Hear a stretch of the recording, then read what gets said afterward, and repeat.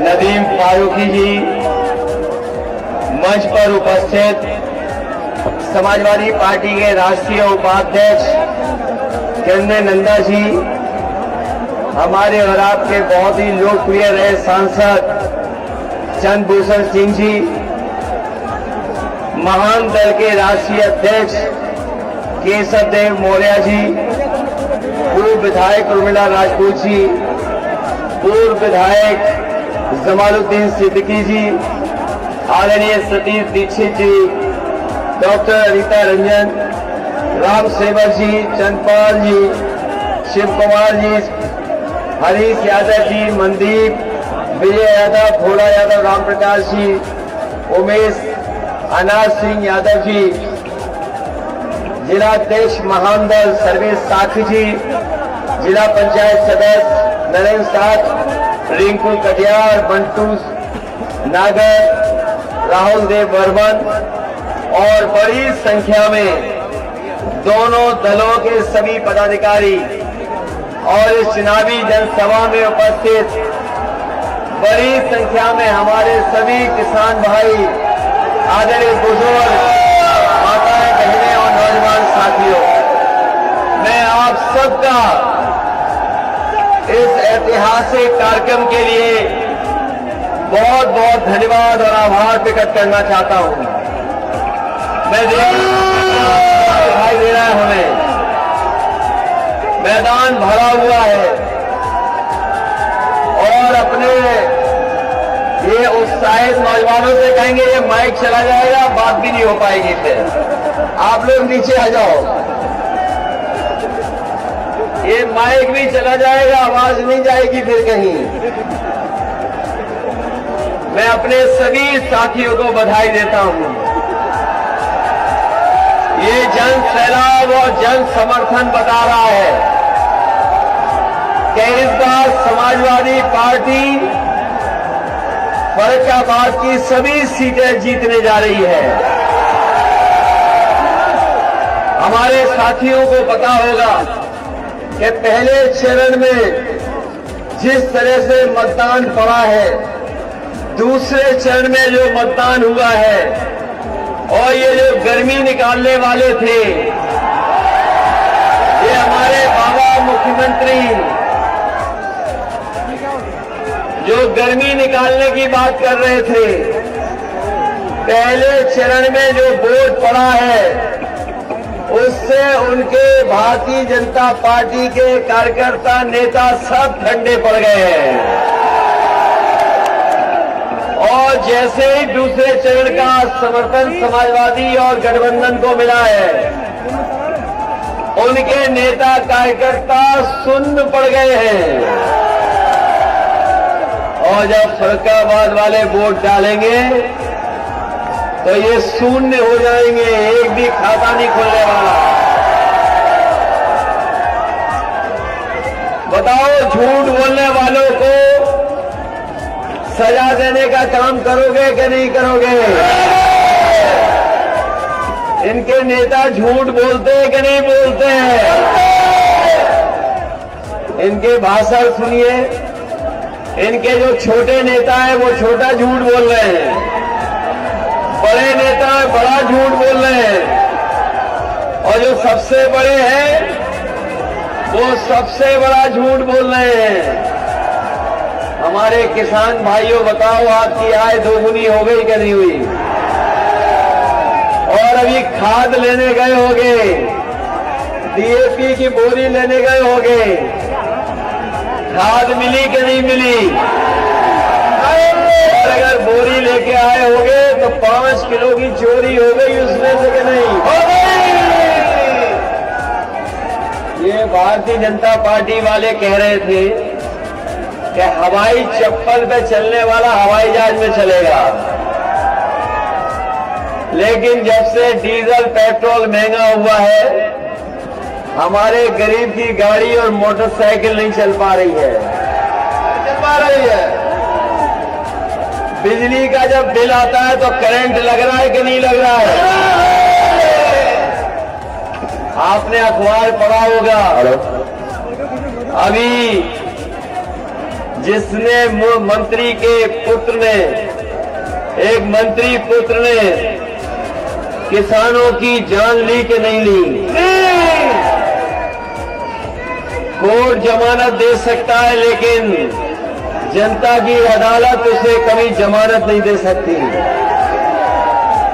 ये जल्दी इसीलिए कर रहे हैं जमानत के लिए, क्योंकि वो जानते हैं कि सरकार बदलने वाली है।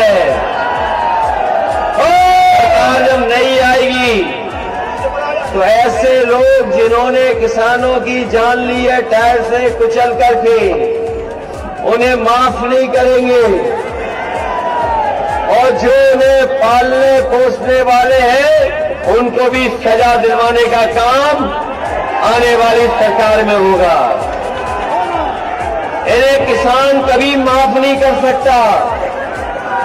बताओ किसान माफ करेंगे कि नहीं? इन्हें माफी नहीं मिलेगी। भारतीय जनता पार्टी इस बार उत्तर प्रदेश से साफ हो जाएगी। इसलिए आपसे फरक्काबाद वालों से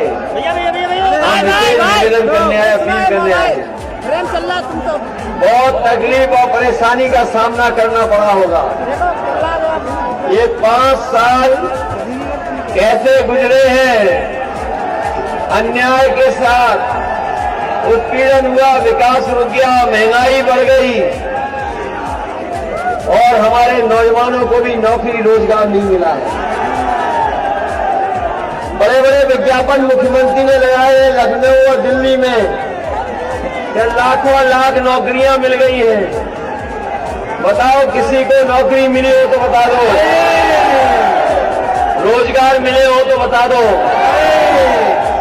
और ये जो स्टेडियम में लैपटॉप बांट रहे थे बाबा जी, किसी को लैपटॉप मिला यहाँ पे? टैबलेट मिली किसी को? न स्मार्टफोन मिला किसी को। और खेतों की रखवाली अदा करनी पड़ रही है। और जो हमारे बाबा मुख्यमंत्री का सबसे प्रिय जानवर है, वो टक्कर मार रहा कि नहीं मार रहा है? जान गई लोगों की कि नहीं गई?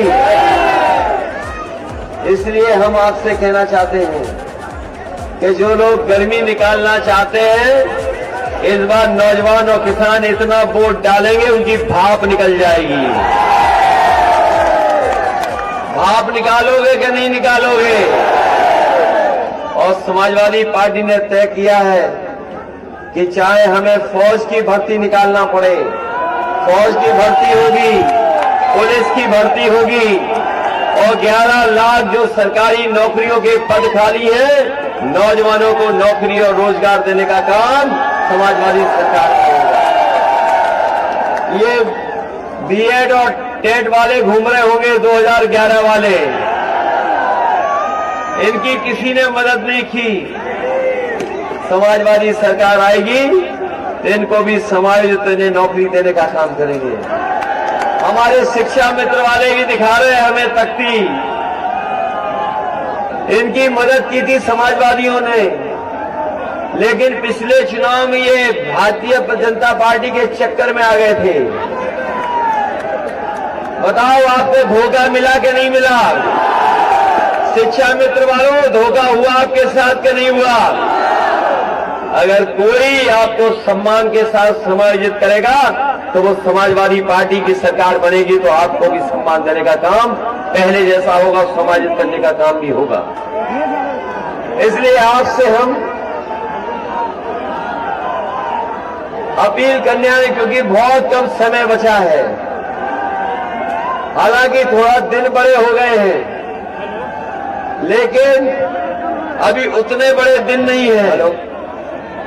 ये चुनाव उत्तर प्रदेश के भाग्य का चुनाव है कि खुशहाली पर उत्तर प्रदेश जाएगा कि नहीं जाएगा, और साथ ही साथ उत्तर प्रदेश की बदहाली बचाने का चुनाव है।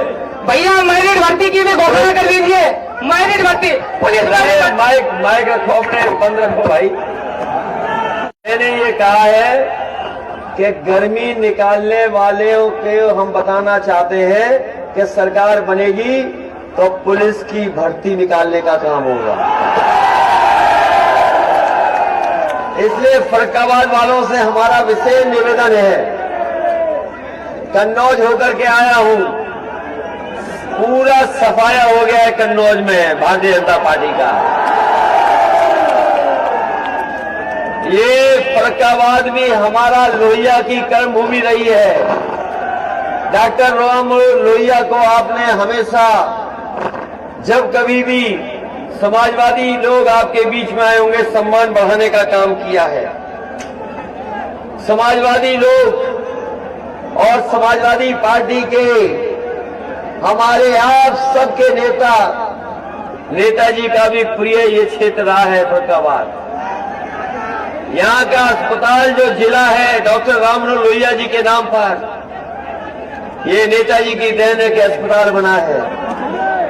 हमारी समाजवादी पार्टी और हम लोग फैसला लेते हैं, सरकार बनेगी तो अगर कन्नौज में मेडिकल कॉलेज बन सकता है तो फर्रुखाबाद में भी ये डॉक्टर राममनोहर लोहिया जी के नाम पर मेडिकल कॉलेज बनेगा।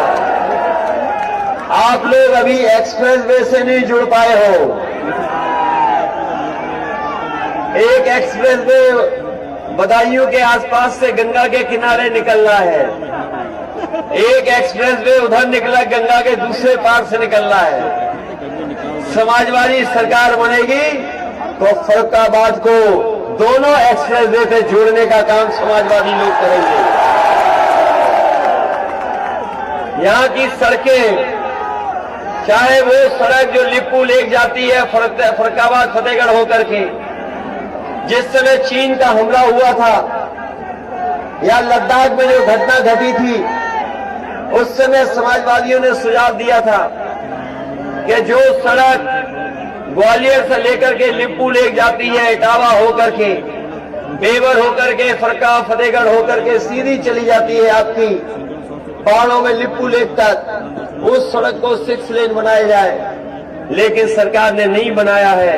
हम आपको भरोसा दिलाते हैं, जिस तरीके से 4 लेन से जिला मुख्यालयों को जोड़ने का काम हुआ था, आने वाले समय में भी हम लोग जोड़ने का काम करेंगे। बौद्ध तपोभूमि संकिसा, इसके लिए समाजवादी सरकार में बहुत काम हुआ था, सब तरफ से सड़कें बनी थी। अगर वहां के क्षेत्र को और विकास से जोड़ने के लिए अगर काम करना पड़ेगा तो हम लोग करने का काम करेंगे। वहीं हमारे बाबा नीम करोड़ी धाम है, ये मैं इस धाम को प्रणाम करता हूं, धरती को प्रणाम करता हूं और आपको भरोसा दिलाता हूं कि जब समाजवादी सरकार बनेगी तो फर्रुखाबाद का विकास रुकेगा नहीं, बल्कि और तेजी से विकास कराने का काम करेंगे। मैं इस समय जो समाजवादी पार्टी और गठबंधन के प्रत्याशी हैं, उनके पक्ष में सबसे पहले कायमगंज में मैं सर्वेश अम्बेडकर जी के लिए आपसे सहयोग और मदद मांगना चाहता हूं कि इनकी मदद करिए, इन्हें एक-एक वोट दिलाइए। दूसरी सदर से महान दल और समाजवादी पार्टी की गठबंधन की प्रत्याशी हैं श्रीमती सुमन साख, इनकी भी मदद करने का काम करना, एक-एक वोट इन्हें देना। सिद्दीकी जी की मदद करोगे कि नहीं करोगे? मैं पिछली बार भी इनके लिए वोट मांगने आया था, वो पहला चुनाव था, थोड़ा पीछे रह गए। बताओ इस बार इन्हें जिता करके विधानसभा में भेजोगे कि नहीं भेजोगे? और डॉक्टर जितेंद्र यादव लड़ रहे अमृतपुर से। भाई अमृतपुर वालों से हमारी विशेष अपील है, हम अपनी विशेष अपील कर रहे हैं आपसे अमृतपुर वालों से। बताओ डॉक्टर जितेंद्र यादव की मदद करोगे कि नहीं करोगे? और जो लड़ रहे हैं,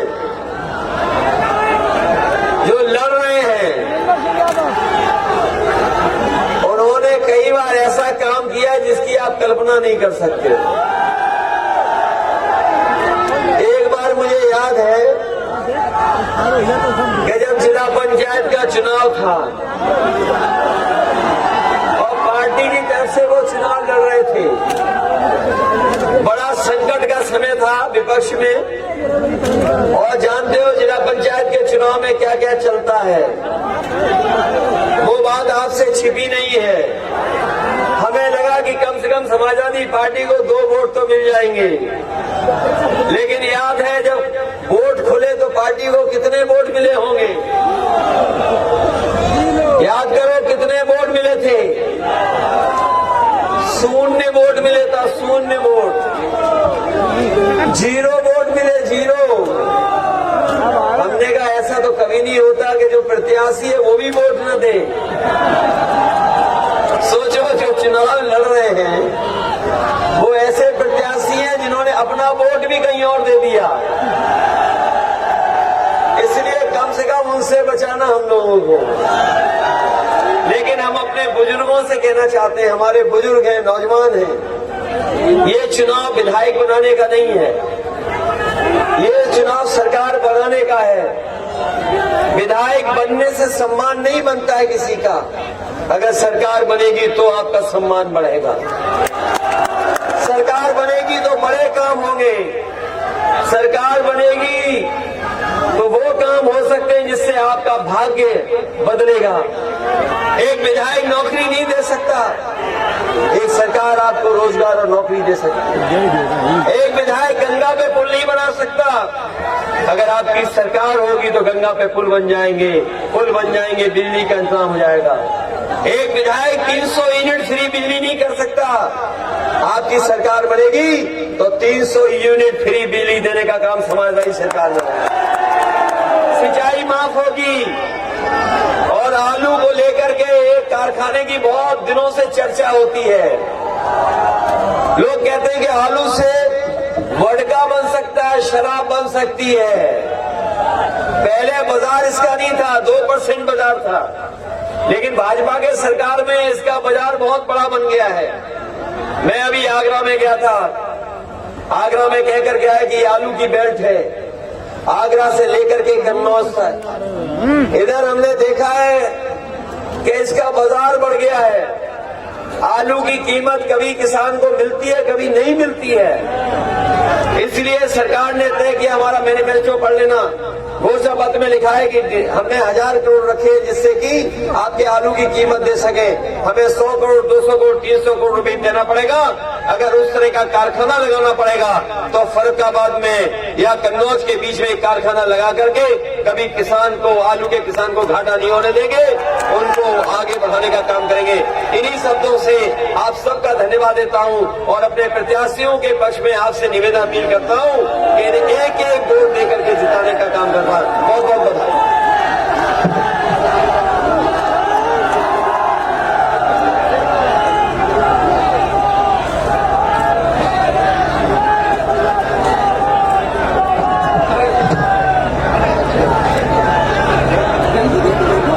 खींच लिया भाई, खींच लिया।